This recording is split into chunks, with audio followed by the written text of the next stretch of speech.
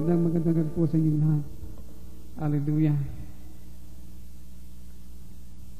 Isang pa tayo po ay nagpapasalamat sa Panginoon at ako po ay nagpapasalamat sa Diyos. Kayo po ay nakakadalo sa ating gawain. Sa kabila po ng ating ilang mga kapatid ay malayong ka ng pinanggalingan at kanilang pinipilit na makasama natin sa pag-aaral nito. Nawa kanilang masumpungan, katugunan ng lahat ng mga bagay sa pamagitan ng kanyang mga salita. Tayo po ay magtatapos sa ating paksa natin ang pinag-uusapan na medyo matagal ng panahon upang tayo magbukas pa sa isang paksa sa darating na Miyerkules. Kaya medyo mayroong mga bagay na ating re-review sa ating pag-aaral sapagkat ito na ang pinakahuli ng ating pag-aaral. Okay. Bilang review, ang paksa nating pinag-usapan ay patungkol sa pagdalisay ng Diyos sa kanyang iglesia. Okay? Perfecting of the saints. Excuse me.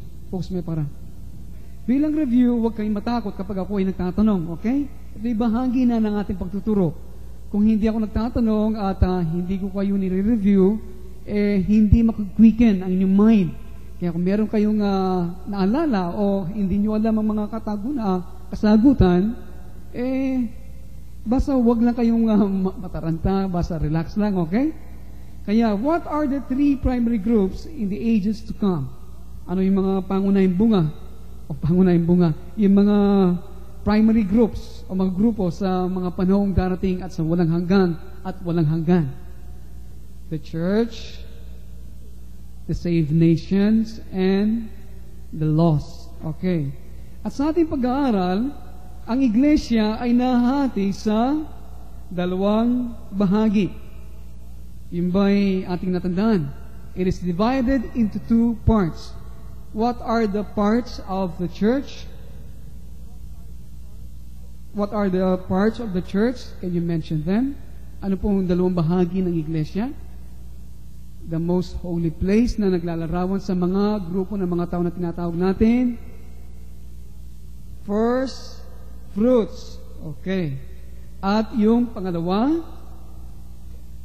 holy place, naglalarawan sa mga grupo ng mga taong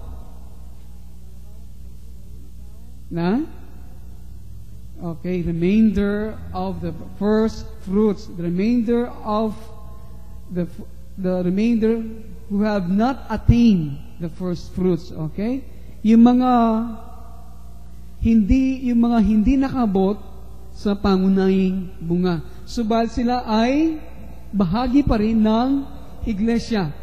Okay. Bilang pong review at sa kapakanan po ng ating makasama, ang tabernakulo ng kapisanan, ito ang kabuuan ng tabernakulo na ipinagawa ng Diyos kay Moises, na ang bagay nito na kanyang ibinigay, ang design, ang pagkahayos nito, ito ay ibinigay ng Diyos sa kanya sa isang hindi ko alam na kaparaanan, pero ang Diyos mismo ang nabigay ng design na yan. Okay? Ito sa pamagitan ng vision o siya'y kinausap ng Diyos sa kanyang kaisipan. Subalit, ang mahalaga, ang pagkaayos nito ay ang Diyos mismo ang nagbigay, hindi nanggaling sa katang-isip lamang ni Moises. Okay? Kaya, sa tabernakulo ng kapisanan ito na binubuo ng the fence na yari sa tela, at etong tawag dito ay yan ang mas mainam na illustration natin. Ito, nakapaligid ang buong lipi ng bansang Israel. At dito ang pintuan, niyo mapapansin, hindi lang color dito, subalit ang kanilang ang kabuuan ng tabernakulo nito ay puno ng kulay. At bawat kulay ay merong naglalarawan nito o sinisimbolo na maraming mga bagay patungkol sa ating kaligtasan. Gayunpaman, ito po ang kabuuan ng tabernakulo. Meron siyang mga kagamitan. Subalit, meron siyang nakabakod siya at meron siyang tent, tabernacle ang tawag natin dito. Ito ang tabernakulo na yari sa tolda at merong tinatawag na courtyard. Itong bahagi nakapaligid sa buong tabernakulong ito na yari sa tolda. Okay. At ating napag-usapan ang tent na ito ay naglalarawan sa iglesia. Okay? Yan. Ang tent na ito ay naglalarawan sa kabuuan ng iglesia. Kaya, ating mapapansin na ang tent na ito ay nahati sa dalawa sapagkat ang iglesia, ang mga pinili ng Diyos. Gaya ng aking nasabi, hindi lahat ng tumanggap kay Kristo o nagpahayag ng pananampalataya kay Kristo ay bahagi ng iglesyang ito.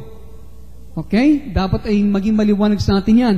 Hindi yung kanina meron na born again o sinasabi natin nagpahayag ng pananampalataya kay Kristo, isa'y kaagad na kasama sa iglesyang ito. Hindi. Yung mga taong, paano tayo magiging bahagi nito ng iglesyang ito?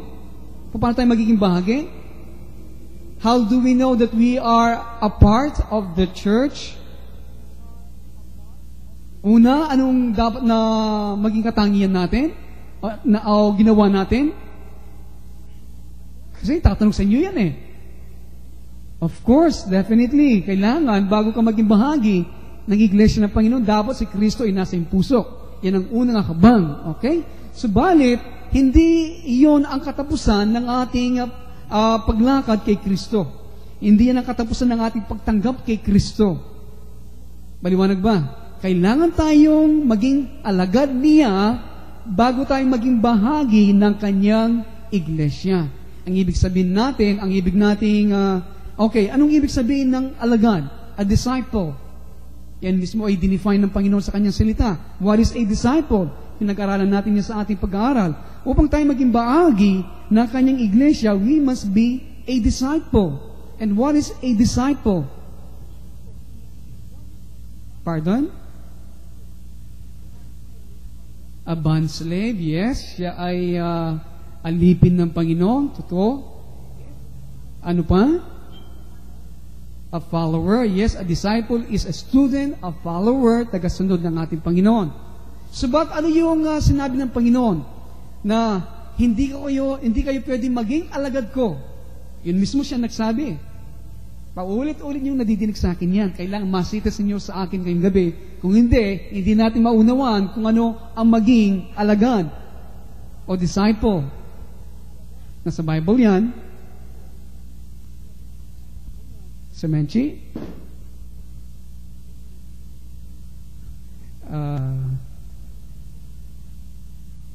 Lagi nyo nadidinig.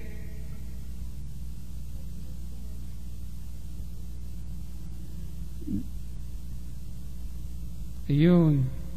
Yun ang sinabi niya. If you want to follow me, ano kanya sinabi? You have, kailangan na deny yourself. Hindi ba? Itanggi natin ang ating mga sarili. At ano pa? 3 points yun. Pagkatapos natin itanggi ang ating sarili, anong dapat natin alin? Sumunod sa kanyang kalooban. Totoo yun. We have to deny ourselves, carry your cross, and follow the Lord. Saan man siya pumunta. Yan ay nasa Bible. Okay? That is a disciple. You carry your cross, you deny yourself, and you follow the Lord. Amen? Okay. Kaya, etong katangian, para tayo maging bahagi ng kanyang iglesia. Na tayo, kapag ating ginagawa yon, ang nangyayari sa atin, tayo ay naging mananagumpay. Okay? Nagiging overcomers tayo. Kaya, sa mga nakaraan na Miyerkules, ating idiniin na ang tabernakulong ito na ating pinag-aaralan ay naglalarawan sa iglesia at ito nahati sa dalawa. Dahil sa tabernakulo, yung ating pinag-aralan kanina, o tinignan, Pastor, okay, please. Kaya, ang most holy place, ang pinakabanal na lugar, ay naglalarawan sa mga grupo ng mga tao na tinatawag natin first fruits. Sapagat ang lugar na ito ay naglalarawan sa presensya ng Panginoon, dito siya nananaan. Kaya, dito ang naglalarawan sa mga pangunahing bunga. At yung hindi nakabot sa pangunahing bunga, sila ang naglalarawan sa holy place. Ito ang kabuuan ng iglesia. At ating mapapansin, merong isang veil merong isang tolda na naghahati sa lugar na ito o tabernakulong ito. Kaya, gayon, din kaparaanan na ating pinag-aralan, ang iglesia ay nahati sa dalawang bahagi. Okay, yung last topic natin, nung nakaraan na Miyerkules, ano pang isang malakas na type o larawan o simbolo ng lumang tipan na nagtuturo sa pagsamantalang dibisyon ng isang iglesia sa doon ng pagkakaroon ng first fruits at sa pagkakaroon ng hindi nakaabot sa pangunahing bunga. Ano pa yung pinag-aralan natin na isa pang malakas na type na nagtuturo sa atin sa pagsamantalang division ng iglesia at ng mga pinili? Ano yon? Okay, the veil. Okay, balang araw, ang veil na yun, mahati ka lang pala mahati, ay ka lang pala maalis yung veil na yun sa ating pag-aaral. After 1,000 years in the millennium, dahil na perfect na ang church, yung hindi nakabot sa pangunahing bunga sapagkat sila'y maiiwan, at yung mga saved nations, pagkatapos ng 1,000 taon, dahil ang mga pangunahing bunga ang siyang gagamitin ng Panginoon para sila'y maging isa. Okay? Ang church ay magiging isa na. Wala na yung temporary division. Tandaan ninyo, merong temporary division ngayon dahil pag-aaralan natin mamaya dahil merong gagawin ng Diyos sa mga pangunahing bungang ito. Okay? Sila ang tinitimbang ng Panginoon ngayon. Sila ang sinusukat ng Panginoon bago siya dumating. Kaya ang mga first fruits ang siyang nag-aantala sa pagdating ng Panginoon. Tandaan ninyo. Kaya tayo, mga Kristiyan nakakaalam nito. You have reached a point of no return. Remember tonight. Kayo nakakaalam na ganitong katotohanan. Kaya, kapag nalaman ninyo mga bagay na ito, kaya ng aking nasabi, the Lord will not strive in men at all times. Okay? Kapag pinasya mo na ikaw ay sa iyong matinong kaisipan, okay? Ipinasya mo na ako'y gagawa ng ganitong desisyon, I will never serve God anymore. Then, I tell you, if you have done that times and times again in your mind, okay? Very clear. Buburahin ng Diyos ang iyong pangalan. Automatically, you are dead in the sight of God. Repentance will not be present in your heart anymore. Remember that God will not strive at all times with men. Darating ang punto na dinudura natin ang mukha ng Panginoon lagi at laging ginagawa niya sa iyong kaisipan na mamatino at mahusay, walang dahilan. God will reach a point sa kanyang pagka-Diyos that He will not strive with you anymore. He will withdraw niya kanyang presence. And if you don't have the conviction in your heart, you are a living dead soul. Yan po nakakatakot eh. Kaya gaya ng aking nasabi sa inyo, ito po ang ating naabot na sa ating pag-aaral. Habang may conviction pa, habang tayo ay binibigyan ng Diyos ng panahon, magsisi, magbago ng ating mga buhay, let us repent. Do not harden our hearts. Kaya sabi niya, when we hear God's word, do not harden our hearts. Hindi ba? Huwag natin patigasin ang ating mga puso habang nadidinig natin ang kanyang mga salita. Kaya, ba't ako napunta doon? Okay, ngayon I'm asking, ang aking tinatanong sa inyo, ano pa yung malakas na naglalarawan sa atin or type? Gaya ng ating napag-aralan nakaraan na Miyerkules, yung pagsamantalang division ng first fruits sa mga hindi nakabot. Sister?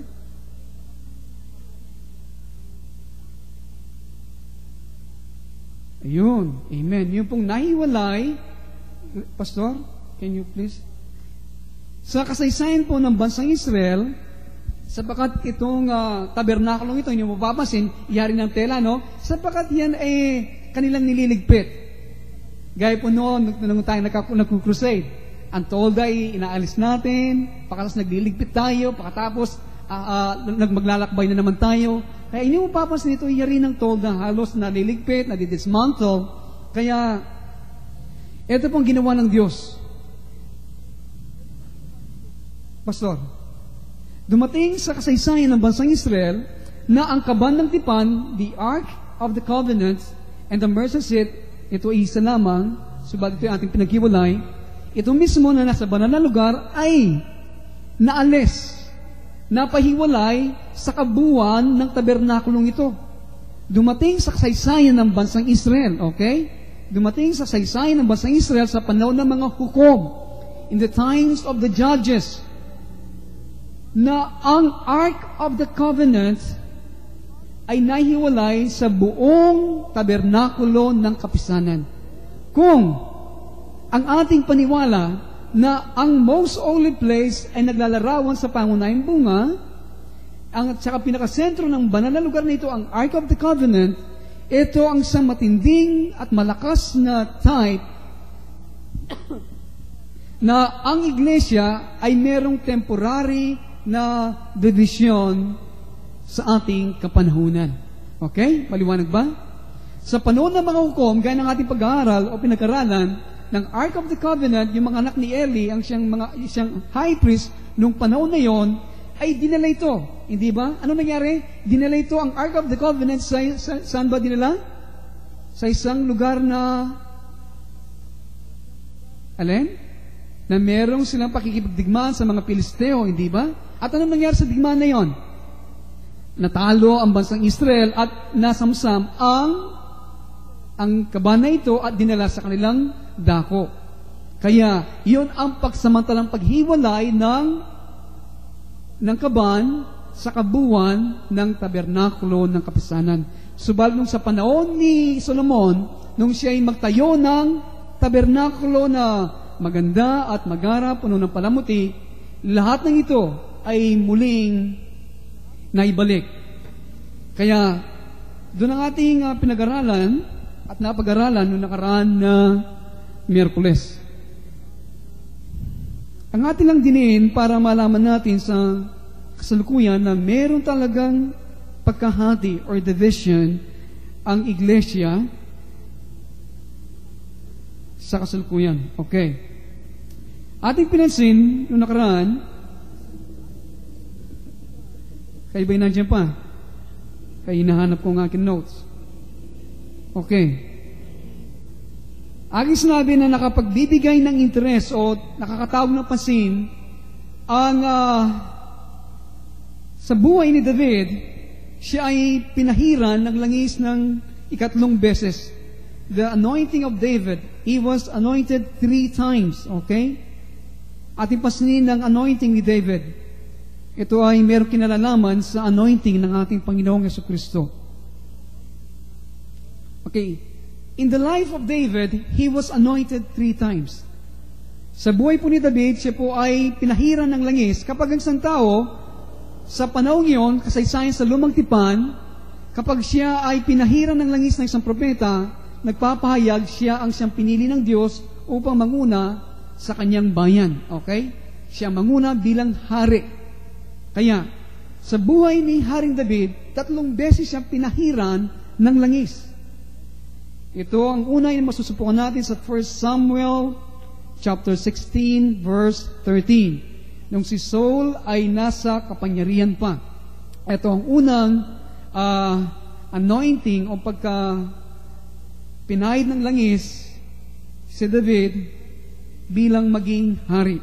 1 Samuel chapter 16 verse 13. Nung si Saul ay nasa kapangyarihan pa. Ang ibig sabihin, noong si Saul, ang unang hari ng bansang Israel, listen, ang unang hari ng bansang Israel ay si Saul. Okay? At nung siya ay naghahari pa sa bansang Israel, si David ay pinahiran ng langis na maging hari kapalit ni Saul. Inyo ba naalala ang inyong kasaysayan sa lumang tipan? Bakit kaya pinahiran ng langis si David habang naghahari pa si Saul? Ano ba nangyari sa kanya?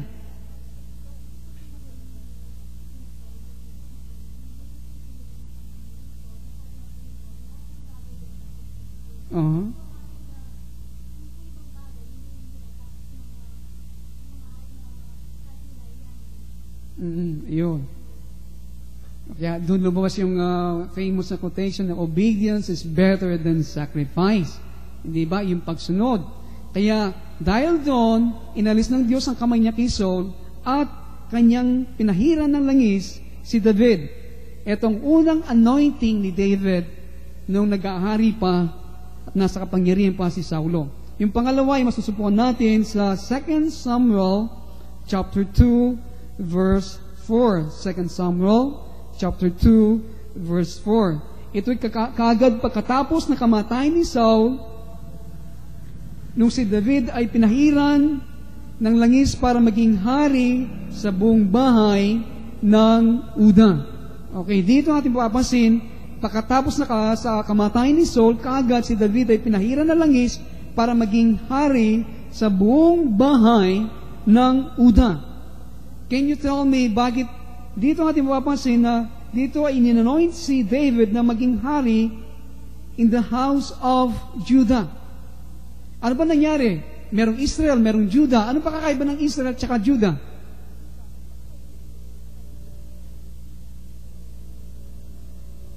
Ngayon, nagbabalik tayo sa patuloy mahalaga. Bakit ang inyong papansin si Saul, no, o si David, at saka sa inyong papansin sa Israel, meron sa haring naghahari sa Judah at meron naghahari sa Israel. Bakit dalawa? Hindi ba ang Israel ay isa lamang?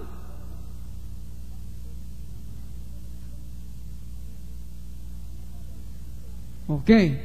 At yung papansin dito, nung mamatay si Saul, ang naghari sa bahay ng Judah ay si David sapagkat sa panahon yon, nahati ang bansang Israel dahil sa pagkakasala ni Saul. Nahati from Judah and Israel. Meron mga ilang tribes na natili sa Israel at ilang tribes na, yun ba? Baka ako nagkakamali. Okay, kung hindi ako ganang maliwanag dito, pero ganyan pa man, na dito nahati ang buong Israel, okay? From Judah to Israel. Alam natin, ang Israel is divided to many parts, into many tribes. Pero na-divide ang Israel, okay? Divided ang Israel. Hindi ba na akong ibig sabihin? Divided ang Israel at this point of time. Pero sa aking kaisipan, nahati ang Israel nung sa panahon ni Solomon. Pero at this point, maybe the whole tribe of Judah followed David. Okay, the whole tribe of Judah, baka sa the whole tribe of Judah followed David pa lamang dito. Okay, ito ang second anointing ni David. Ang pangatlo, kailan? Sa 2 Samuel chapter 5 verse 3. Itong third anointing ni David, 2 Samuel chapter 5 verse 3. Ito si David ay inilagay bilang hari sa buong bansang Israel. Okay, dito na. Ngayon siya ay inilagay na bilang hari sa buong bansang Israel. Dati, siya inanoint, una, nung si Saul ay naghahari pa, nasa kapangyarihan. Pangalawa, nung mamatay si Saul, siya ay inanoint sa buong bahay ng Uda. And third, nung si David ay nilagay bilang hari sa buong bansang Israel. Kaya pagsunod po sa paglalarawang ito, lumilitaw na merong tatlong stages sa anointing ng ating Panginoong Jesucristo. First, si Jesus ay pinahiran ng langis para maging hari, abang ang isang makasariling tao ang siyang pang nakatayo o nakaupo sa trono ng kanyang puso. Hindi ba? Ang ating Panginoong Yesus ay siya pinahiran ng langis na maging hari, aba ang isang makasariling tao ang siya pang nakaupo sa trono ng kanyang puso. Kung tayo po ay sasama sa ating Panginoon sa kasalukuyan, dapat tayong lumabas sa kampo na kanilang tinatawag na camp of acceptability. Listen. Kung tayo ay nais na makasama sa Panginoon, dapat tayong lumabas sa kampo ng acceptability. Yung kampo o grupo ng mga tao ng pagkakatanggap. Ang kailangan natin gawin ay pasanin ang kanyang kahihiyan. Ang aking ibig sabihin na kailangan tayo lumabas sa camp of acceptability sapagkat maraming mga Christian ngayon na kanilang kino-compromise ang kanilang pagiging Kristiyano. Maraming mga iglesia gawain ngayon kanilang kino-compromise ang kanilang iglesia. Okay? Kaya kailangan, lalo na sa ating paninindigan ngayon sa ating maraming mga katuruan, sa Biblia, sa liwanag ng tulong ng Diyos, kailangan kung tayo ay dinadala ng Panginoon, na huwag nating i-compromise sa Kanyang salita. If God leads us to share God's Word to a person, we have to open, we have to deal with them as God enables us and leads us. Okay? Kaya, dapat natin pasanin ang Kanyang kahiyan. Kaya, minsan tayo natatawag ng mga hirehe, mga palsong propeta, okay? At iba pa. Kaya, ang mangyayari katulad ng nangyari sa panahon ng paghahari ni King Saul, meron mga katulad ng mga di kontentong mga Israelita ay iniwan ang kaharian ni Saul para makisama kay David doon sa ilang. Okay? May alam niyo ba nung si Saul ay si Haring David ay nagtatago kay Saul? Marami sa mga tao na hindi kontento sa paghahari ni Saul ay sinusundan si David sa mga kuweba at naglalakbay sila sa disyerto hanggang sila ay dumami ng dumami hanggang maging hukbo. Okay? Ito ang dapat natin gawin. Si Saul, buong saya na nais niyang patayin si David. Alam natin kung ito'y kanyang mahuli. Tunay ang mga makasariling mga hari, okay? The self-seeking king. Sa mga iglesia ay lagi kanilang hanapin na patayin ang Mesiyas sa tuwing siya'y kikilos sa pamagitan ng kanyang mga lingkod. Hindi bang napansin yan? Yung mga self-seeking king sa mga iglesia ngayon, kapag makikita nila ang Espiritu ng Diyos ay kumikilos sa isang tao, pipilitin nilang patayin ang kapangyarihan ng Diyos na kumikilos sa isang taong yun. Sasabihin lang, iba ka na, iba na yung ganito mo, iba na yung ganito. Ganyan ang aking nasabi, hindi ba yung sasambahin buhok? Lahat ng mga bagay na ang aking ibig sabihin hindi maunawan. Kasi minsan ang nagiging bunga ng iglesia ay ang kanilang sinisilang ay si Ismael, hindi ba? Kesa si Isaac. Si Ismael ang ito, anong ni Ismael? Anong sinasabi nito sa atin? Ginagawa natin pilit ang kalooban ng Diyos sa pamagitan ng ating sariling kalakasan, hindi ba? Kaya, ito rin ginagawa ng maraming mga tao na sinasabi natin mga hari sa loob ng iglesia. Kaya tayo dapat mag-ingat. Ang tinaas na lingkod na ito, this exalted servant, kanya sinasabi na siya ay naglilingkod sa Mesiyas. Meron po mga ganito mga pastor na sinasabi siya ay naglilingkod sa Mesiyas. Subalit sa katunayan, marami sa kanila ay ginagamit ang mga bagay sa Panginoon para sa kanilang sinasabi ang aggrandizement, para sa kanilang pagpapayaman. Okay? Yan ay papapasin natin. Ngayon pa lamang po sinasabi ko sa inyo, ang mga tithes ninyo dito ay hindi pumupunta sa akin. Okay? Ang tithes dito ay pumupunta sa buong church. At ang tithes dito ay nahati namin ng mamanggagawa. Kaya, mayroong mga pastor na kanilang conviction ay ganito, subalit, yun ay kanilang conviction. Pero sinasabi ko ngayon pa lamang sa inyo, ng lahat ng mga tithes inyo ay pumupunta sa buong iglesia. Second, ang Panginoong Yesus ay magiging anointed na hari over Judah. Diba si David ay naghari ng pagkamatay ni Saul over Judah. At ito ay siya'y hari sa itaas ng mga kumpanya ng mga pangunahing bunga na ating binanggit kanina. Okay, yun ang maliwanag.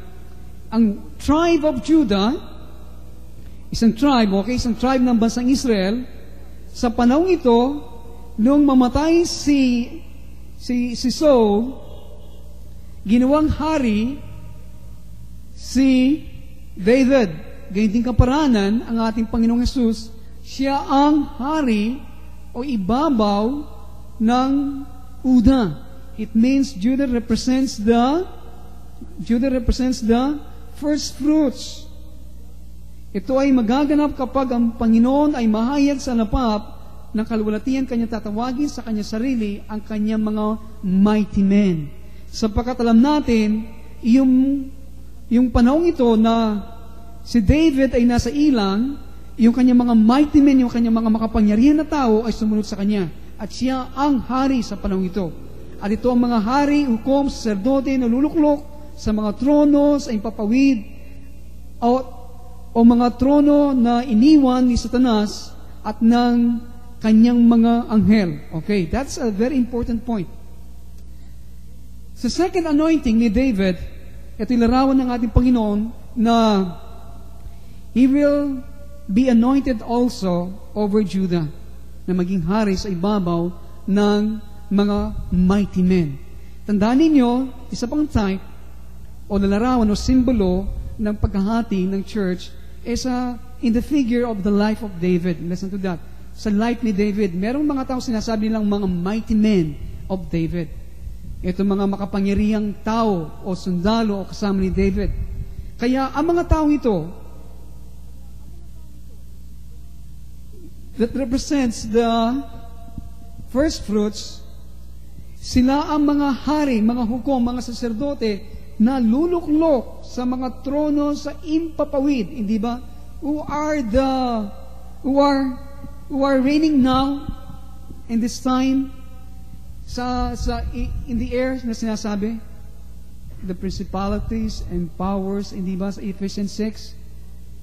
Ang mga masamang espiritu, makapangyarihan na mga espiritu na naghahari sa ating impapawid, and these are the demons of Satan.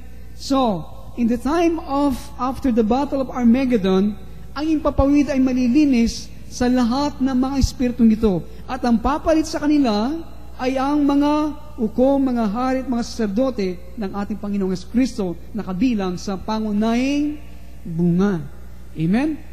Tandaan ninyo, bago malinis ang buong sanglibutan nito sa presensya ng masamang espiritu, dapat muna mangyari sa impapawid in the spiritual realm. Okay?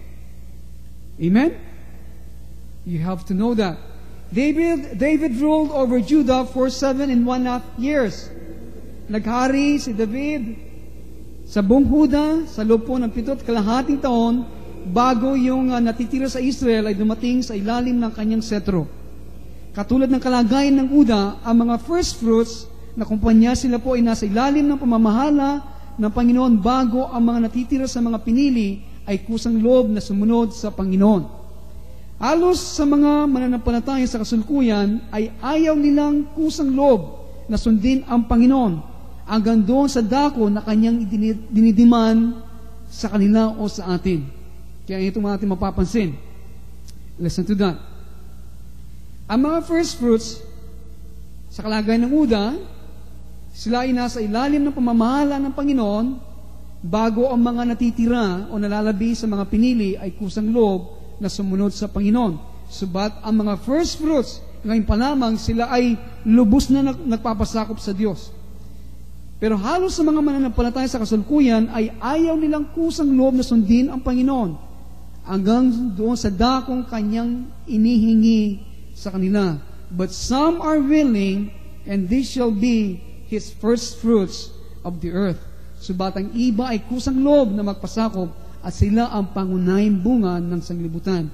And finally, si Jesus ay magiging undisputed na Panginoon. Siya magiging tunay, hindi pwedeng mapagtatalunan na Panginoon sa kanyang buong bayan sa ibabaw ng lahat ng bansa na ligtas sa mundong ito.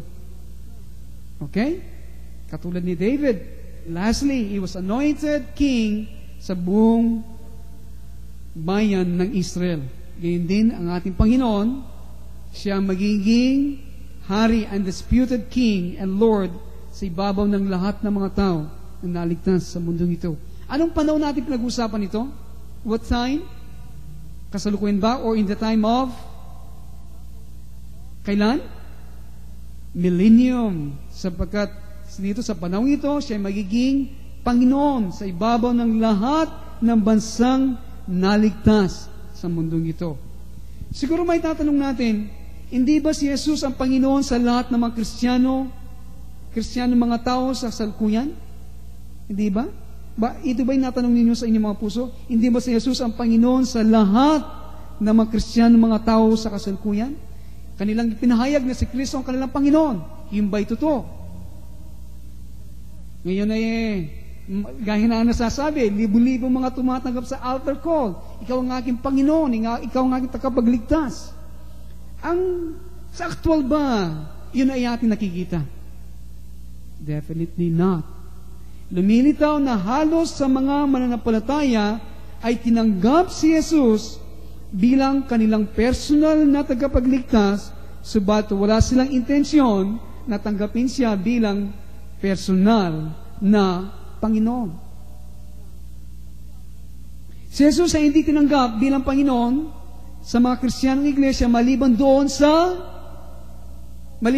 sa salita. Hindi ba? Si Jesus ay hindi tinanggap bilang Panginoon sa mga Kristiyanong iglesia maliban doon sa salita. Sa salita, 2:5. Doon nila tinanggap ang Panginoon sa salita, hindi sa kanilang mga puso at mga gawa. He's called Lord, but He is not Lord in fact. Hindi ba? Siya'y tinatawag na Panginoon, pero sa katunayan at katotohanan, hindi Siya ang Panginoon.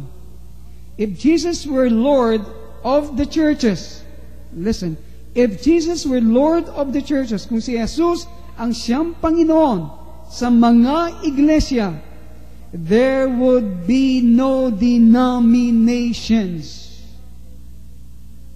Amen? Kung ang Panginoon siyang Panginoon ng mga iglesia, wala pong denominasyon, walang ganito, walang sekta. The churches will be one in Messiah, in the Father. Yun ang dapat makikita. Subalit hindi siya tinanggap na bilang Panginoon, kundi dapat siya ang Panginoon ng mga iglesia.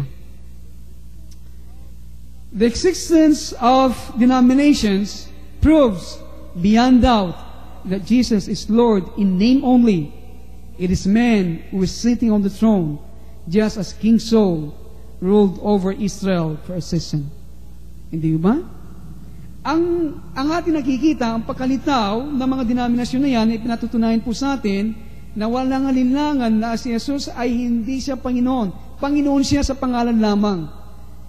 Ang katunayan po, ang tao, ang siya nakaupo sa trono, katulad po ni Saulo, nung siya naghahari sa buong Israel sa ilang kapanahunan.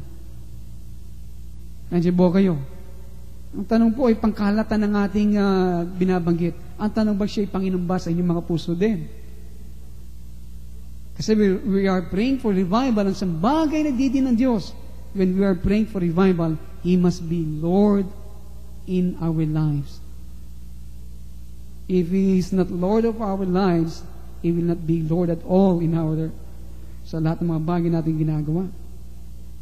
But within the churches, there is a first fruits of Christian believers who are accepting the Lordship of Jesus over their lives. Sana po ito nangyayari ngayon sa ating iglesia. Subalit po sa loob ng maraming mga iglesia ngayon, meron po mga pangunahing mga bunga ng mga Kristiyano, mga mananampalataya na kanilang tinatanggap ang pagkapanginoon ng ating Panginoong Jesucristo sa kanilang mga buhay.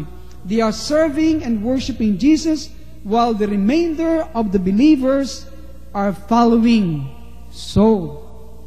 Kaya sila po ay naglilingkod, sumasamba sa ating Panginoon, habang ang mga nananatili, mga mananampalataya ay sumusunod kay Saulo.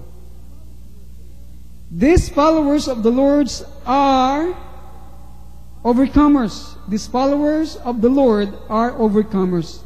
Ito po mga tagasunod ng Panginoon ay ang mga mananagumpay. That is, through the grace of Messiah, they are gaining the victory. Kaya po sa pamagitan po ng biyaya ng Panginoon, kanila pong natatamo ang tagumpay sa ibabaw ng sanglibutan, sa ibabaw o kay Satanas, sa kanilang pita, at sa kanilang sariling kalooban. Yung ba'y nagiging tunay sa atin? Lahat po magsabi ng amen.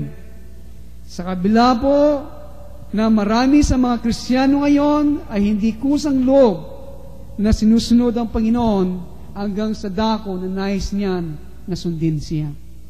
Majority, maraming mga Kristiyano ayaw sumunod sa Panginoon. Sila susunod lamang hanggang sa dakong gusto nila. Pero pag sinabi ng Panginoon, sulong pa, hanggang doon na lamang sila. Meron po mga Kristiyano ganon. Kaya subalit, yung mga overcomers, dapa ngayon, at sabi ng Panginoon, sulong pa, susulong sila. Hanggang sa kamatayan, susulong yan. Siguro si General Bear, na dating General President Marcos, sinasabi siyang tuta eh. Alam po niya, meron siyang katangian. Sabi niya kapag sinabi ng presidente, ano man kanya sabi, kahit na sabihin niya, sabi niya, lumundag ako sa building, lulundag ako. Ganun kanyang loyalty sa Panginoon, ganito ang kanyang obedience. Yung hinahanap ng Panginoon sa atin. Na sa kabila ng ating inaharap ay puno ng tinik, puno ng lahat ng mga bagay, we have to go on with the Lord. Kaya sinasabi, they have overcome what? Satan. They have not loved their lives until death. Di ba? Kaya ito ang inuhubog ng Diyos sa atin ngayon sa kasalukuyan.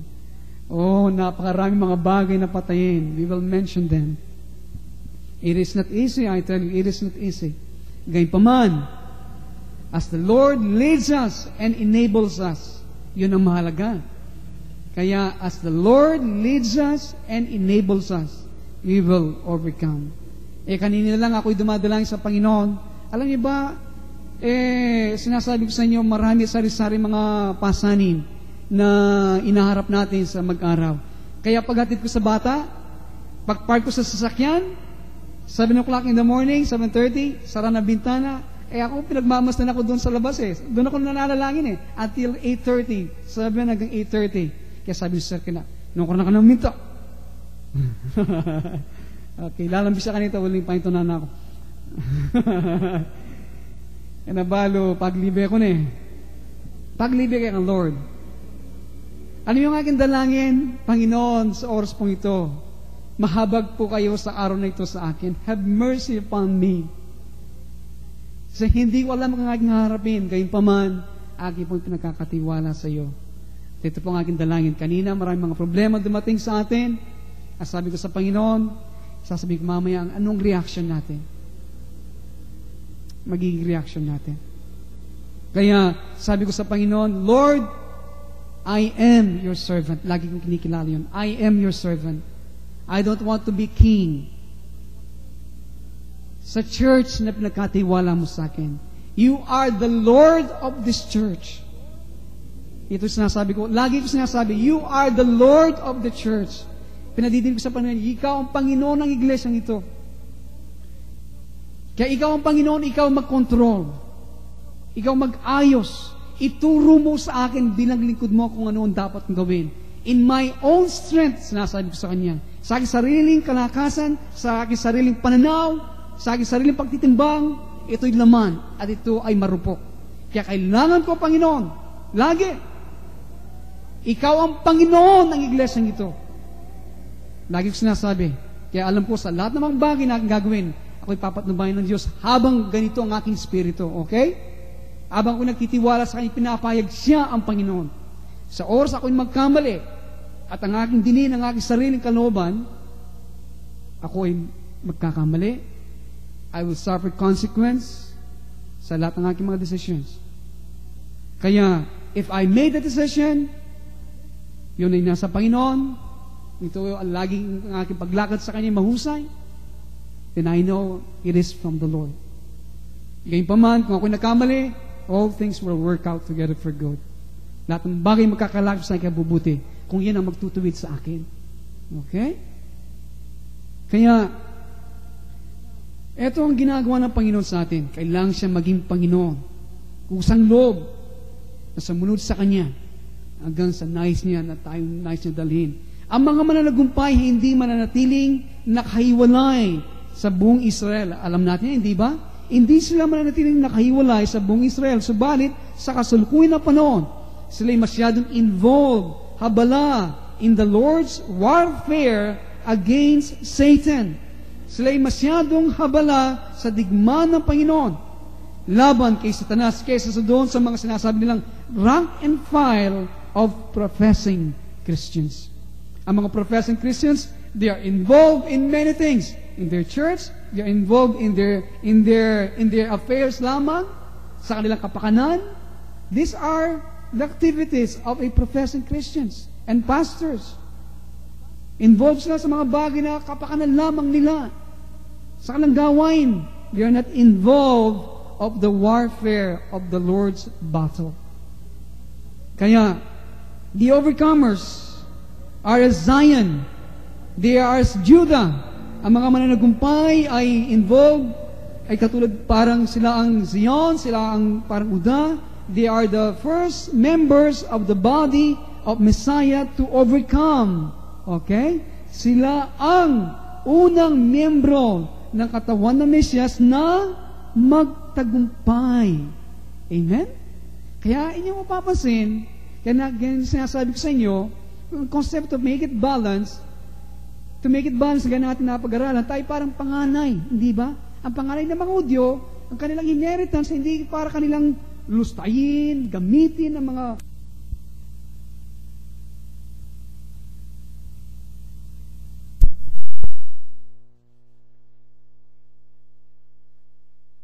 hindi ba? Ganyan din kaparanan, kung tayo ay magtatagumpay, ito ay para sa kapakanan ng buong iglesia. Okay.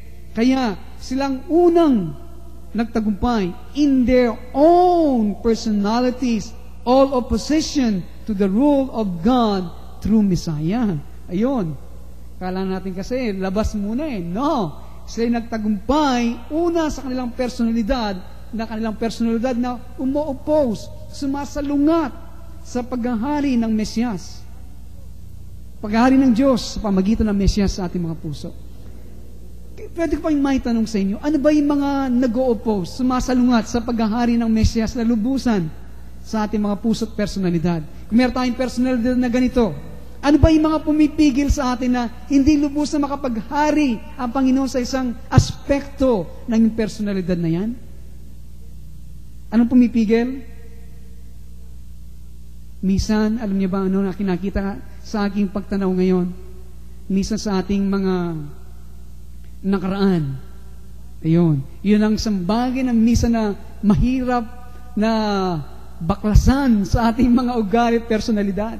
Yan po ay naranasan ko eh. Halimbawa, ilang taon po kami nakatira sa LNS. Okay? At siguro ilang taon yon. At kami pinahintulot ng Diyos magbalik sa Villa Teresa sa aking mga magulang, mga in-laws. Alam niyo ba tuwing ako naghahatid ng mga bata? Hindi ko alam, ako nasa harapan ng aming bahay sa dating LNS. Ngayon pala nakatira na kami sa Villa Teresa. Baka bitakin niya ako. Minsan po ganito, yung minsan nakaraan sa ating buhay na talagang nakaugit na, nakaporma na, kailangan niya talagang lubusan ng pagkasuko sa ating Panginoon. Kung tamad ka, na-spoiled ka, okay? Sa iyong buhay, hindi ibig sabihin hindi ka nasanay sa kahirapan, darating ang panahon, ito ang pilit na inaayos ng Panginoon sa iyong buhay. Kapag ang kamay ng Diyos ay nasa sayo, ay hindi tayo titigilan. Sinabi ko, hindi tayo titigilan ng Panginoon. Hindi ba? Gaya na nasabi ko sa inyo, gaya ni Joseph, gumagawa na siya mabuti. Tinataligdan ng kasalanan Sa lahat ng kanyang ginagawa, ano pa ang kanyang inahantungan? Saan siya dinadala? Bilangguan. Imagine, bilangguan pa in spite na ginagawa mo ng mabuti. Pero mga kapatid mo, may asawa, may mga anak, mayaman, may mga kotse. Alam niyo po, minsan dinadala ko dito ng aking mga kaaway. Tingnan mo kapatid mo, tinuruan mo lang yan.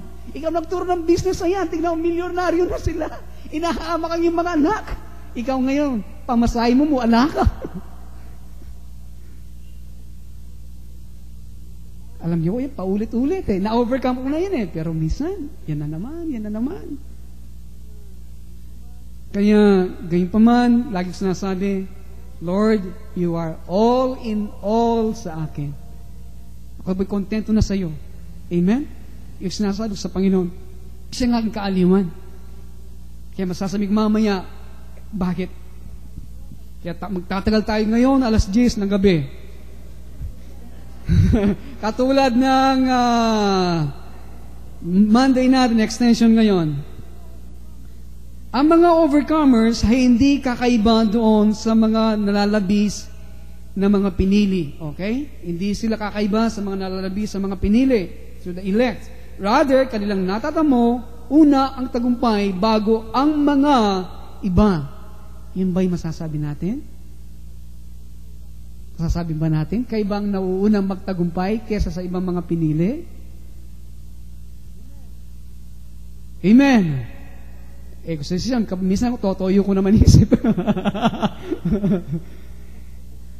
Kaya, gaya na nga nasabi, sana ang iglesia ito ay maging church of the Christians, hindi maging church ng mga believers. Hindi maging church ng mga mananampalataya. Kasi kapag tayong church nito, church ng mga Christian, ay church ng ating Panginoon, ang bawat sa atin ay may kanya-kanyang personal na relasyon. Kapag tayo may kanya-kanyang relasyon sa Panginoon, kapag mahina ang isa, i-inform ng Panginoon ng kanyang kainahan. Okay? Magdadala ang kainahan ng bawat isa. Yun sana ang makita sa iglesyang ito. Hindi iglesia ng mga Kristiyano, kundi iglesia ng Panginoon. Amen? Nakait lang dandaman, bala akong puro dying to self yan, daramdaman ko ken. O makanya na malilihar kaya kayo. Sana po huwag ganyan ang masabi sa atin. Bala, puro kabanal, katuwirang, katsagan, pasensya. O makanya malilihar kaya kayo ken. Kaya bago tayo makalabas, kailangan muna tayong tagumpay. Una, bago ang mga pinili. Okay? Parang ito ay katulad ng isang tao na nakatali, naglubid, at siya'y nagpupunyagi, napakawalan ng kanyang sarili mula sa mga lubid na tumatali sa kanya. Una, kanya pong naalis yung pagkatali sa kanyang kamay. Pagkatapos, siyempre, hindi na nakatali ang kanyang kamay, no? Anong gagawin mo kapag hindi na nakatali ang kanyang kamay? Siyempre, pakakawalan mo yung buong katawan, nakatali. Hindi ba? Okay. Ang mga conquering saints are like those hands. Yung mga mananagumpay ng mga Kristiyano ay katulad ng mga kamay na yon. Nandiyan ba kayo? Okay? Kapag tayo ay pinakawalan ng kamay ng Panginoon, ang dapat natin gawin, ang buong katawan, ay hindi ang kamay, ay sulagpon paborya na rin ngaliwa, ay darataging parte na pa yung katawan na, yung balugbog yung mata, ang gamit sinalagpon Kasi rin along Kristiyano, sinalagpon na daratang along bangin ng katawan, yung bitis makatali pa. Kailangan gagawin natin ang buong katawan ay kailangan natin palayain. Okay? Alam niyo ba, minsan paano ako nagiging malaya? Gaya nito nga yung sinasabi sa inyo kanina. Gaya ng tinuturok sa inyo, the elect, the Israel of the Lord, are warriors, hindi ba? Mga mananagumpay. Ano ang difference ng young warrior sa adult warrior? Sa mga pinag-aaral natin sa purposes of our salvation. Anong pagkakaiba ng isang batang mandirigma sa isang may gulang ng mandirigma? Anong pagkakaiba?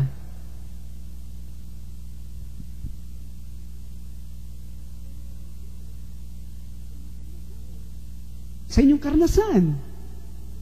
Kayo ay aking binibilang na mga sapat na gulang na mandirigma. Pero pastor din ka nung share kay kayo ni, minsan mature ko, minsan bata ko man. Hindi ka nag-iisa ako mga yan. Pero minsan nga tuturo na ako ng ako manatili mature. Pero minsan totoyo ko pa rin ako.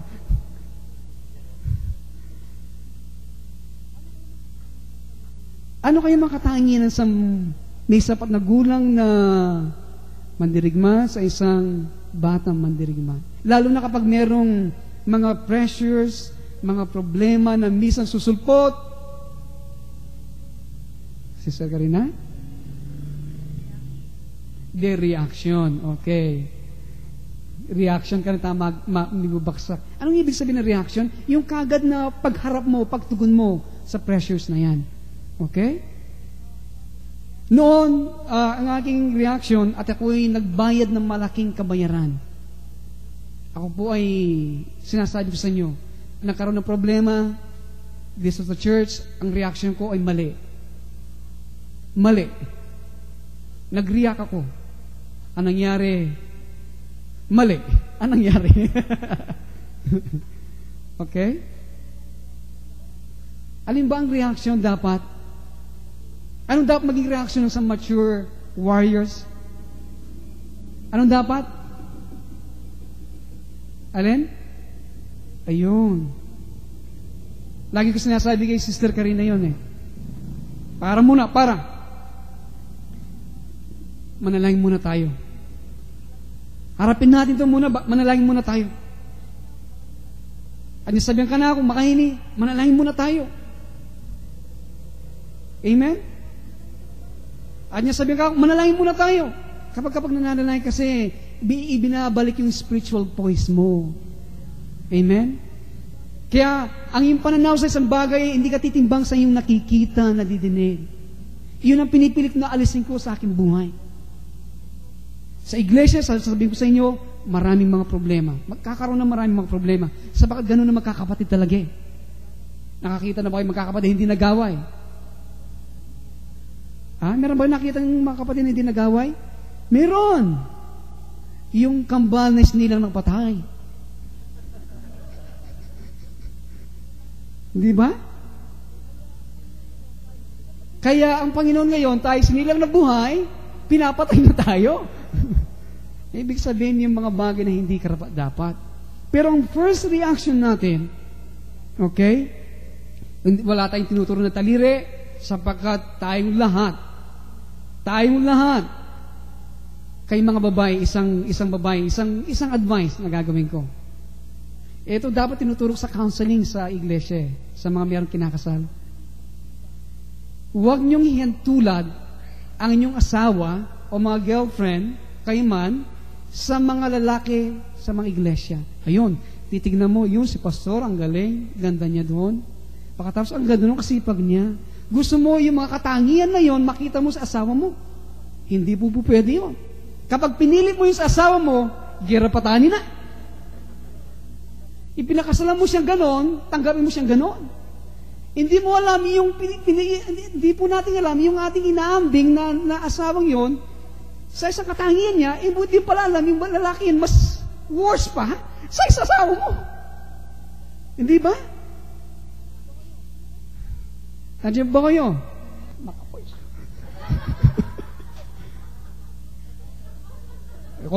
Eko pupulat.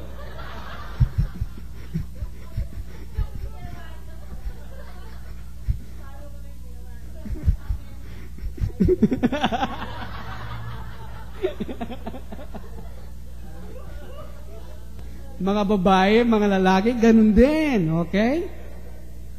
Kahit na mga lalaki, ganun din. Hindi lang babae. Maliwanag ba ba?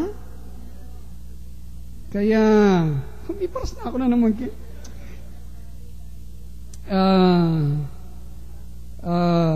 Ibalik eh. O ba't, ang aking dinidin na, ay, nalili ko. O reaction. Pero di ba bring, actually, illustration niya yun, natin talaga bring day eh. Okay, young warrior, may lili ko. We're in church, okay, magkakapatid. Ay, ibig sabihin, tayong lahat ay may kanya-kanyang makahinan. May kanya-kanya mga bagay na dapat pagtagumpayan. Na wala tayong tinuturo sa bawat isa na ikaw mahina ka dyan o ganon. Eh, hayaan natin. Kaya, hindi ba sinasabi sa Isaiah, ang ilaw na andap-andap ay hindi niya papatayin. Ang tamboy marupok ay hindi niya babaliin. It speaks of weak Christians. Ang mga weak Christians dito, sila nagpupunyagi. Amen? Yun ay kakaiba naman sa mga pabaya, okay? Yung mga pabaya, bahala sila. Ay, i-Diyos na yung bahala ka rin. Yung Lord, magdili ka rin, na kayo magpabaya pa rin. Ay, kayo nang bahala ka. Pero kung kayo magpunyagi kayo, at di pa kaninigi katamang biye, magtyaga kayo mo king Ginoo, okay? Hindi ko sinabi magtyaga kayo sa sarili. Magtyaga kayo sa Diyos, sapat hindi pa siya tapos. Okay? Kasi, minsan wala tayong tyaga sa ating sarili, kaya ang Diyos, ang dapat yung minsan magtyaga tayo sa Kanya, Kanya tinatapyas muna. Siyang gumagawa sa atin eh. Tandaan niyo, ang Diyos ay hindi mo siya makukuha sa panahon. Gaya natin, ang Diyos ay hindi niya bibilisin hanggang ang isang bagay. Paulit-ulit. Siyempre po, pipinainin mo itong bagay eh. And ang minsan makanyan eh. Ika na mo. It takes time. Muna, kapag magaspang yan, gumamit ka pa mong sandpaper magaspang. Pagkatapos yung magaspang eh, kapag medyo pino na eh, mapino na naman yung gagamitin niya sandpaper sa atin. Okay? Kaya, siguro, the conquering saints are like those hands, okay? Sila ay magpapalaya sa buong katawan. Pagkatapos sila ay nakawala, kanilang palalayain ang mga natitira sa katawan ng Mesiyas. Ang pattern ng mga malalakas na Israelita, kanilang pinangungunahan ang kanilang mga kapatid sa tagumpay, at sila ay sinisingle out ngayon ng Panginoon. Sila ay binubukod tangi sa kanilang distinction bilang mga mighty men. Okay? Ang distinction ng Panginoon sa kanila ay mga makapangyarihan na mga lalaki. Ito ay nilalarawan sa mga bayani na pinaligid sa mga bayani na nakapinaligid ang kanilang mga sarili kay David. Ito po mga taong malapit kay David ay kinilala doon sa kanilang mga kagitingan in their prowess. Sa kanilang pakikipagdigma. Nakakatawag pansin na mayroon pong 3 katao na ating makikita ang kanilang kaibahan. Higit sa lahat ng kanilang mga kasama. Sina Adino, Eleazar, at Shammah. Ito po yung masusupungan natin sa 2 Samuel chapter 23 verses 8 to 11. Kaya, ang mga taong ito, sinasabi, nakabot sa mga unang 3. Si Adino, Eleazar, at Shammah. Alam niyo ba, meron pong isang tao sa nakasama din ni David na mandirigma, na sa pamagitan lamang ng pana ay nakapatay siya ng ilang daang mga tao. Pero, hindi po siya nakabot sa 3 ito. Imagine. Nandiyan pa ba kayo? Meron isang tao, sundalo ni David, na sa kanya kagitingan ay siya nakapatay ng mahigit na ilang daan na mga tao. Pero hindi pa siya nakabot sa 3 ito. O isang tao lang siguro na malaki, hindi mo mapatay-patay eh. Pero isang tao napatay niya sa isang digmaan, is mahigit na ilang daan, hindi lang po daan. Ang pinopoint ko dito, ang mga first fruits, maraming mga bagay na kanilang pinagtatagumpayan. Hindi lang isang tao, hindi lang isang aspekto na kanilang buo, daan-daan. Amen? Nandiyan ba kayo? Ang anak ni David, ang Mesiyas si Jesus, kanyang kinuha na mga 3 katao sa bundok ng Transfiguration. Sino po sila? Peter, James, and John.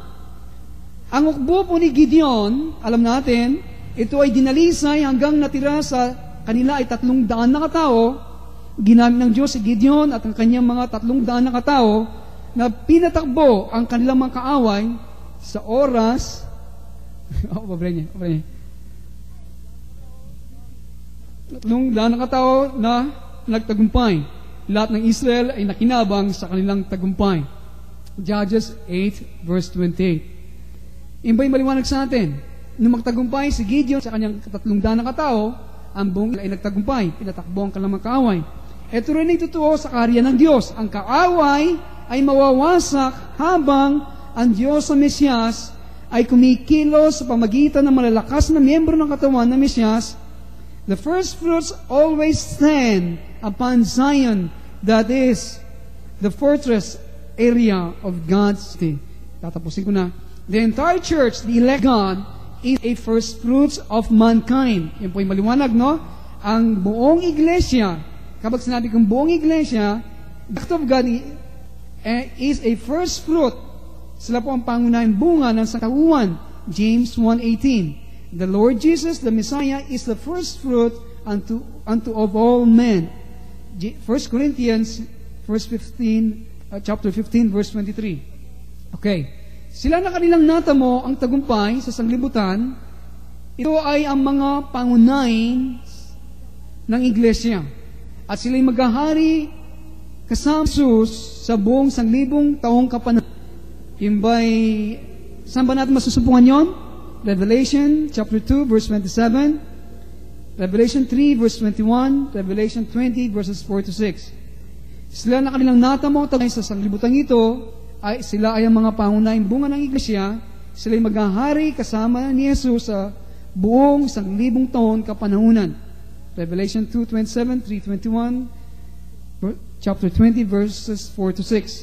At merong uupo sa kanang kamay at kaliwa ni Jesus sa karihan ng Diyos. Okay? Ang unahing bunga ay pinahiran ng langis ng Espiritu ng Diyos sa layunin, sa pagpapalakas, pagtatayo ng bayan ng Panginoon sa matuwid na kaparaanan ng Diyos. Kapag ang bayan ng Diyos ay naging trees of righteousness, kapag ang bayan ng Diyos ay naging puno ng katuwiran, sila'y maglilibot sa mundo, inaayos ang lahat ng niwasak, sinira ng mga masamang espiritu na kumikilos sa mga tao. Kaya nais kong bigyan din ito. After the ascension, tayo ay bababa dito upang makipagdigma in the battle of Armageddon against the Antichrist and his followers and the false prophet. Okay? At alam niyo ba, yung mga na-save, meron mga saved nations, yung mga taong na natira at naligtas sa dakilang kapigatian or tribulation, alam niyo ba, meron pa mga bagay sa kanilang personalidad na ating masasabi na hindi pa sanctified, na possess pa ng kanilang mga sariling pita, ng kanilang mga naman. So, it means when they are in control of themselves, ang mangyayari, meron pang tendency na gawin ang mga bagay na makalaman. Kaya ang gagawin po ng mga bayan ng Diyos, na sila ay naging puno ng katuwiran, sila maglilibot sa buong sanglibutan in the time of millennium, na sila ang gagamitin ng Panginoon na ayusin ang mga bagay na sinira ng mga masamang espiritu sa mga tao. Kaya in the 61st chapter of Isaiah, ang bahagi po ng kasulatan na doon ay pinapahayag ng Mesiyas ang kanyang ministeryo. Pinapahayag ang programa ng restoration. Kaya dito ating maunawan ang Book of Isaiah. Kaya buksan po natin ating mga Bible sa Book of Isaiah. Malapit na tayo magtapos. Napakaganda po nito, no? Sana makuha ninyo ang sequence nito. Isaiah 60 or Isaiah 61 verse 3, kung hindi ko nagkakamali.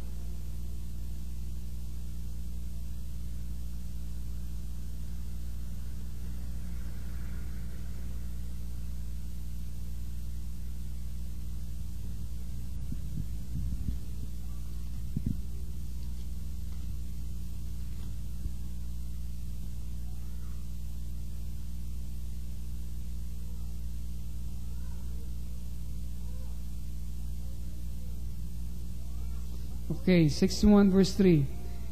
Our point here, na dito'y pinahayag ng ating Panginoon na Mesiyas ang kanyang ministeryo, ito ang programa ng kanyang panunumbalik. Nire-restore niya ang mga bagay na nasira. Kaya sinasabi, to appoint unto them that mourn in Zion. Ganun ba sa English sa inyo? To appoint unto them that mourn in Zion, which means the Lord's people. Zion means the Lord's people, upang iukol sila na nagsisitangin sa Sion, ang bansa ng Diyos, upang bigyan sila ng putong na bulaklak na kahalili ng mga abo, na langis na kagalakan ng kahalili na pagtangis nila, ng damit ng kapurian na kahalili na kabigatan ng loob, upang sila matawag na mga punong kahoy ng katuwiran, na pananim ng Panginoon upang sila'y luwalhatiin. Amen? Yun ang programa ng restoration ng Panginoon. Kaya dito papalitan ng lahat ng mga bagay. Yung ba'y maliwanag? Okay, first, listen. The body of Messiah must be built up in obedience. Listen, no, ito po'y mahalaga. Ang katawan ng Mesiyas ay dapat may tayo sa pamagitan ng pagsunod, sa katuwiran, sa kabanalan, sa katuwiran o kaalaman, sa kagandahan at kaganakan. After this has been accomplished, kapag ito po ay naganap sa atin, the Lord shall be glorified in her body, His church. Hindi ba? Kapag ang mga bagay nito ay naitayo na, naganap na sa ating personalidad, ang katuwiran, kabanal, etc., ang Panginoon ay maluwalhati sa kanyang katawan, ang kanyang iglesia. Now, notice what happened as soon as the church has been perfected. Ito po. Itong ating pansin kapag ang iglesia ay naging ganap, naging dalisay. 61 verse 4. Yung verse 3, ang restoration, no? Ngayon, ang verse 4. Mapapansin nyo dito kapag naganap na ang iglesia o naging ganap na ang iglesia. At sila'y magtatayo ng mga dating sira, sila'y magbabangon ng mga dating giba, sa kanilang huhusayin ang mga sirang bayan, ang mga nagiba sa maraming salit-saling langit. Okay. And they, the saints, shall build. Kaya as soon as the saints, the church, the body of Messiah, have been brought to maturity in righteousness and praise, kapag ang iglesia po, ang Panginoon, ay naidala, naging dumating na sa sapat na gulang, sa katuwiran at pagpupuri, ang Panginoon Diyos mismo, siyang magpapasok sa kanyang ganap na templo. Iyon. The Lord God shall enter His perfected temple. Di ba nakuha yun? Ito pong tinuturo ni Sister Karina sa discipleship, the rest of God. Kapag ang Panginoon, ang Ama at ang Anak, sa pamagitan ng Espiritu Santo, ay mananan sa atin na walang hanggan, then the Lord can rest in a perfected temple. Hindi na siya nagagambala. Dati, minsan kasi nagagambala ang Panginoon dito ngayon sa atin hindi siya lubos na makakilos Sabat tayo kanyang dinadalisay pa. The spiritual fulfillment of the Feast of Tabernacle, ito when the Father and the Son through the Holy Spirit will rest upon the saints. Kaya sa rest of God, tinuturo si Sister Karina ang the wrath of God and our higher calling. Okay? Kaya yun ay mahalaga. Dapat nalaman natin ang distinction, ang pagkakaiba. Kaya, ang hinahanap ngayon ng ating Panginoon, kapag ito'y dumating, God Himself shall enter His perfected temple. Now, shall the persons of the gathered shine forth through the church. Yung nangyari kapag sila'y mananana, ang mangyayari po, ang Diyos ay magniningning sa pamagitan ng kanyang iglesia. All men shall come to the light thereof. Amen? Kaya in the time of millennium, sasabi, Isaiah 60 verse 3. Isaiah 60 verse 3. Ito pong pinapisay sa amin nung po kami nasa San Diego. Itong binasa nung isang Udyo, isang Amerikano, nung kami ay magpasok sa isang prayer tower na napakataas, sa taas ng building. Ito pinabasa sa amin ng Isaiah 60 verse 3. At dito ko lang naunawan, sinasabi, at ang mga bansa ay paroroon sa iyong liwanag, at ang mga hari sa ningning ng iyong sikat. Anong liwanag na yun? Anong sikat na yun? Nanggagaling ba sa iglesia yun? Hindi. Sa mismong sa Diyos na naghahanap ng templo na kanyang mananahanan, matatahanan. Ngayon siya'y nananahanan na, nalubusan in a perfect church. Kaya is shining forth. Kasi nasabi, in the time of the millennium, the saved nations, mayroong mga hari, sinasabi po dito, at mga bansa ay paruroon sa iyong liwanag. Amen? Amen? Yun ang makikita nila, ang liwanag na nagniningning sa mga pangunahing bunga. Hallelujah. Gaya po na kinasabi, kung hindi niyo pa alam, ito po hindi ko para itaas ang mga sarili. No. It means na minsan sa ating pagpili ng Panginoon Diyos, God, there will be a subsequent confirmation of our calling. Meron po mga sunod-sunod na mga pinatitiyak ng Diyos, kinokompirmahan niya ang ating panawagan. Aking magbibilang ito para sa personal, isang confirmation. kahit na hindi pa naunawan ng panawagan ng Diyos. But we can lose this calling if we will not stay in the program of the Lord. Okay? We just knelt down, kami dalawang si Sir Karina, puno ng students, international students, sa isang prayer tower na tinatawag namin. Then sinabi nila, habang kami nakalood, meron daw sa maliwanag na isang bolang umaapoy. Ang galing sa itaas at bumaba raw, pasok sa loob ng kwarto at bigla daw bumaba sa amin hanggang kami ay pinuno at napaloob sa bolang apoy yun. Hindi ako, wala po akong nadadama. Wala mang kilabot na kahit na isa. Wala mo nakita na magningning. Pero yung tatlong kataong ito, lumabit, ipinatong ang kamay nila sa amin at sila ay nag-prophesy. Si Sir Karina nakakita ng vision. Ewan ko bakit ang Panginoon ayaw, hindi ako gifted sa vision. Wala pa akong nakikitang vision. Kahit anong vision.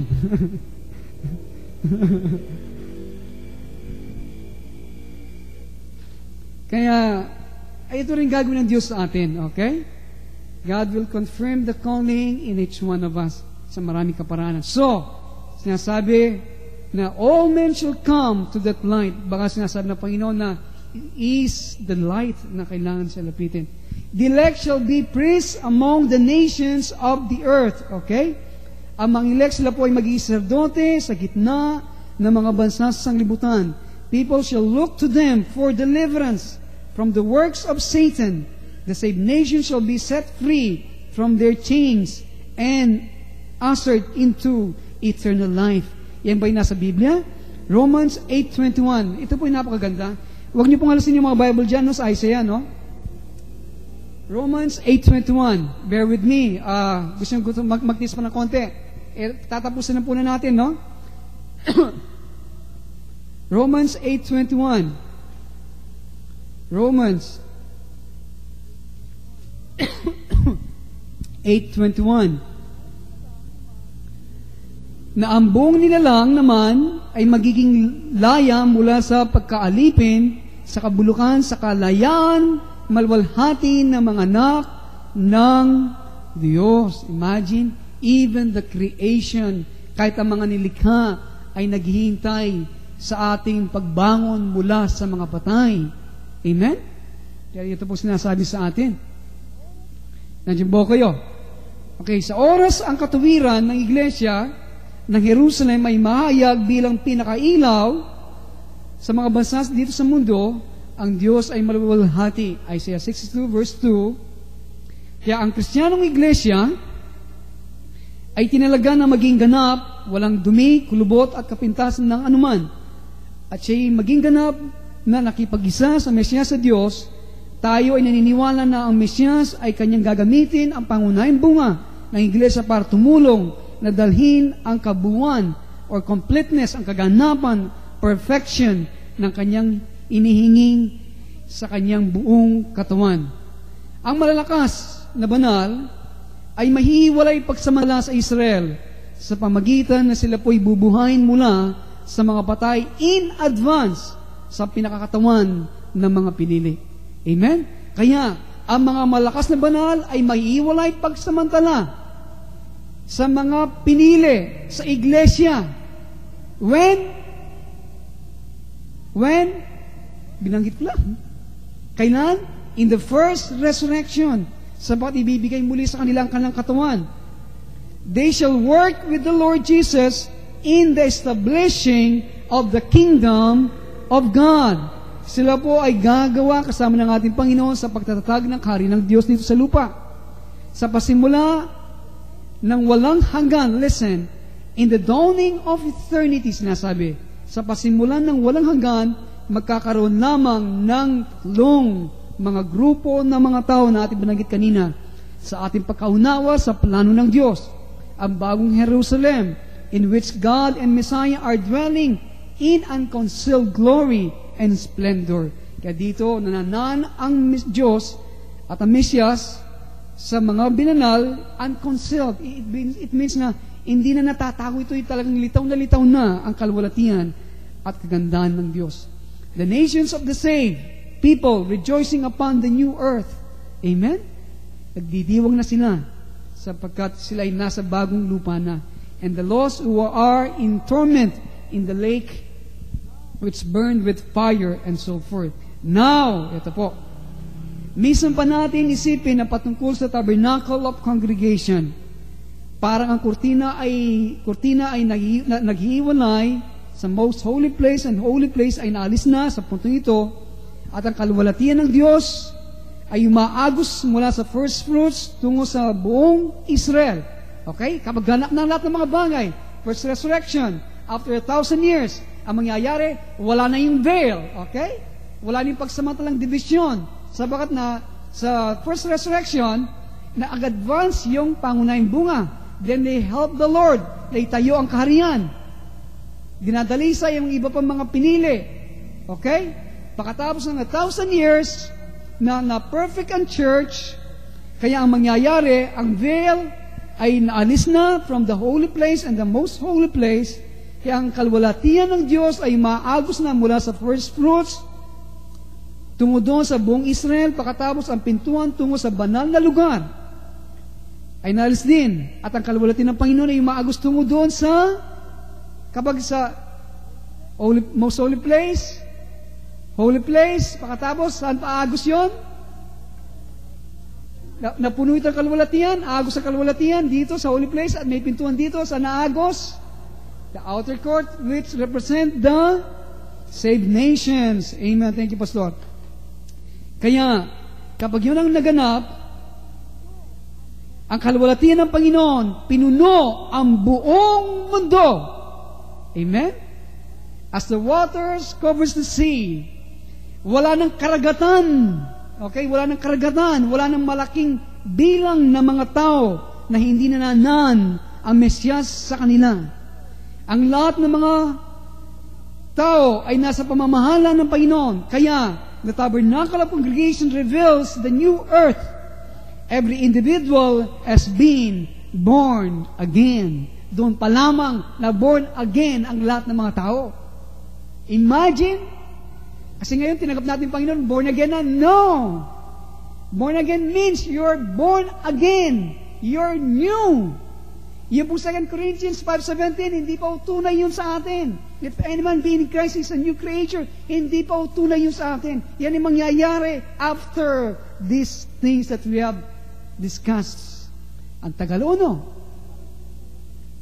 Siguro, bala ko minsan isipan nyo. Panginoon, kalumat pa pala. Alam niyo anong mangyayari? Bakit? Even it will take 1,000 and 1,000 years times. Kaya, tinanong mo ang isang bata kapag yun ang mangyayari, kapag araw, gaya ni Moses, siya ay nasa presensya ng Panginoon, how many days he stayed in the presence of God? 40. At nung siya lumabas, ano nangyari sa kanyang mukha? Amen. Ano mangyayari sa atin kapag tayo ay nababad sa presensya ng Panginoon for eternity and eternity? Ano mangyayari sa atin? Ano mangyayari sa atin?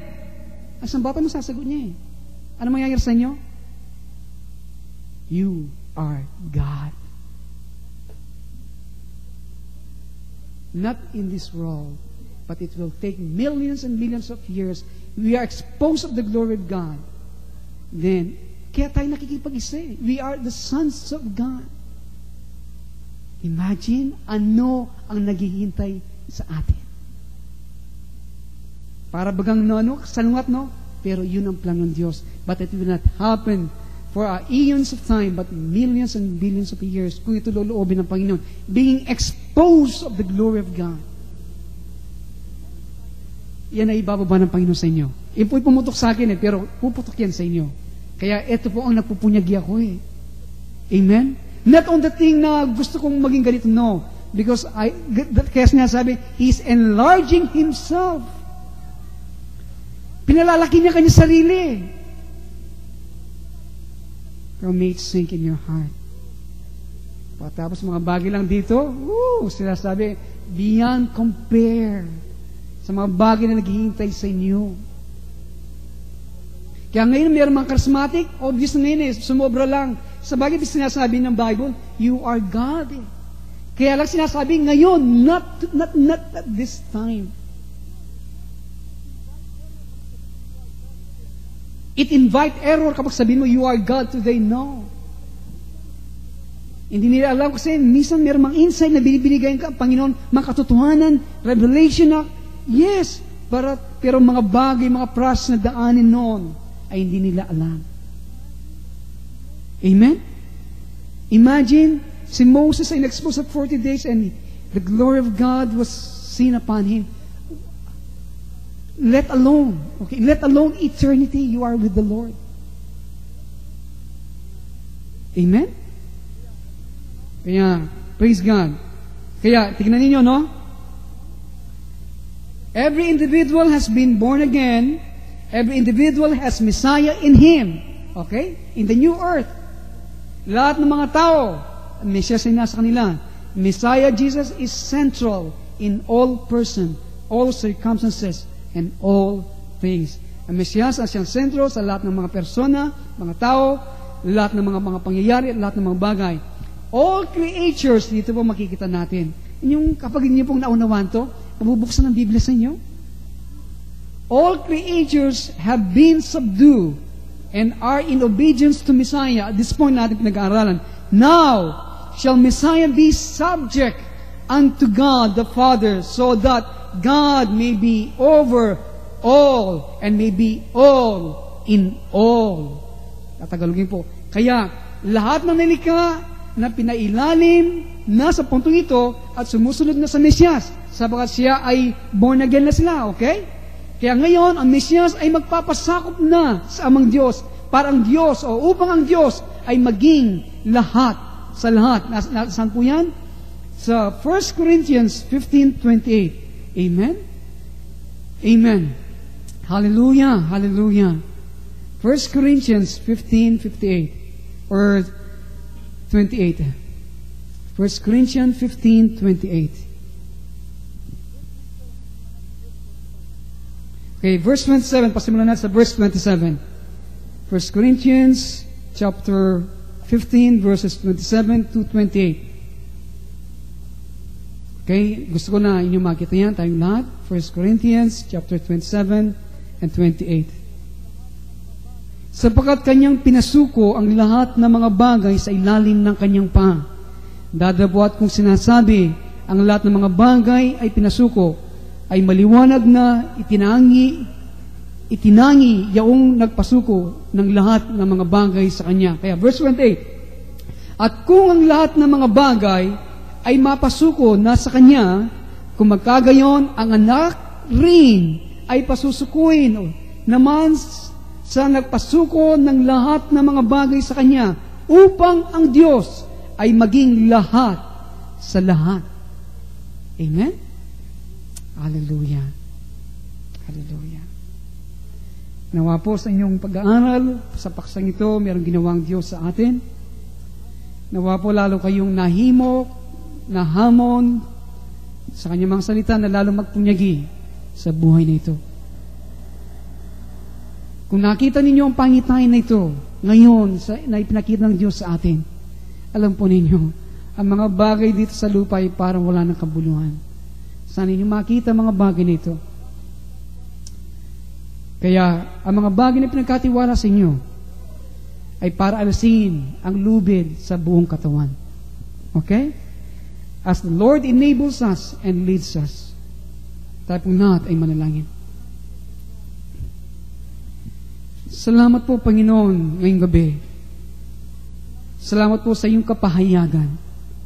Salamat po, Panginoon, sa kabila ng aking mga bagay na mga kahinan at mga pagkukulang, O Diyos, na ipinahayag mo na maliwanag sa aking kaisipan, mga bagay na ito, sa aking puso, O Diyos, upang ito ay aking mailipat sa aking mga kapatid. Kinikilala ko, Panginoon, ang gabing ito, ikaw ang matnubay. Ikaw ang nagbigay ng kaisipan ng mga bagay nito. Hindi ko masasabi ito, Panginoon, sapagkat mga bagay nito, hindi ko pinaghandaan. Ang mga bagay nito ay nanggaling sa iyong puso. Kaya, Panginoon, nawa, ang mga bagay nito, nilipat mo mga spiritual na mga bagay sa aking mga kapatid ay tumimo, matanim na malalim sa aming mga puso. Nawa ito ay ibilang namin na isang malaking responsibilidad. Para balang araw, Panginoon, ang mga katotohanan na ito ay aming mailipat sa mga kapwa-kapatid na nakatali din Pakawalan sila, Panginoon, sa lubid ng maraming mga bagay na tumatali sa kanila. Kaya, O Diyos, tulungan niyo po kami na lumakad sa buong kapakumbabaan. Nagpapakumbaba araw-araw, nagsusumamo sa iyong kahabagan, sa iyong biyaya sa aming mga buhay. Kaya, O Diyos, patawarin niyo po kami sa aming mga pagkukulang. Tumingin kami sa iyong kaningningan. Kung sa panahon na yun, O Diyos, sa mga hari, ang mga bansa ay lumalapit sa liwanag na nagbubuhat sa iyong mga pangunahing bunga. O Lord, hindi po kami mag-aalala patungkol sa panawagan na ito. Ang dapat namin gawin, O Diyos, act like it, Lord. Kumilos kami, gumawa kami na parang nasa amin ang mga bagay nito. Gawin ang mga bagay na hinihingi mo sa amin. Kaya, O Diyos, mangusap ka sa bawat sa amin. Nandito kami, O Diyos, nagpapakumbaba sa iyong harapan. Nagpapakumbaba. Lord, alam namin you have arranged many things in our lives. Help us, Lord, to overcome them, Lord. Lord, tayo pong inaamin na kami lahat ay mayroong mga kanya-kanyang makahinan. Mayroong mga bagay na dapat pagtagumpayin. Kaya, O Diyos, tulungan niyo po kami na ikaw ay maging sentro na ngayon pa lamang sa aming mga buhay. Maging Panginoon ka na sa lahat ng bagay. Sumunod kami sa iyo hanggang sa dako ng nais mo kami na makarating, O Diyos. Na huwag kami magreklamo sa lahat ng mga bagay na pinahintulot mo, kahirapan, mga iritasyon, mga bagay na dumarating sa amin na minsan na sumasalungat sa aming mga gusto at mga kaisipan at mga pandama at mga convenience, Lord. Panginoon, patawarin niyo po kami. Ihubog mo kami, iporma mo kami, O Diyos, sa wangis ng aming Panginoong Jesucristo at maging isa sa Kanya sa lahat ng bagay. Kaya, O Diyos, salamat po sa inyong ginagawa na hindi niyo tinitigilan ang bawat sa amin. Hindi niyo kami tinitigilan sapagat, Panginoon, mahal mo po kami. Nilalapit mo kami sa iyo, hindi kanino man bagay. Inilalapit mo kami sa iyo, Panginoon, hindi kanino man. Sa iyo lamang. Sapagat ikaw ay mapagnibuhin, Diyos, Lord. You are a jealous God. At nais mo, Panginoon, at ayaw mo na magkaroon kami ng mga graven images, Lord, sa mga puso. Alisin mo, Panginoon, mga himay na yan sa mga puso, O Diyos. Kaya, Panginoon, nandito po kami ng mga lingkod sa iglesyang ito. Nagpapakumbaba at dumadalangin, Panginoon, na ibuhos mo yung masaganang ulan sa aming kalagitnaan. Dapat ito muna mangyari sa amin, Panginoon, at maganap sa aming mga buhay. Lord,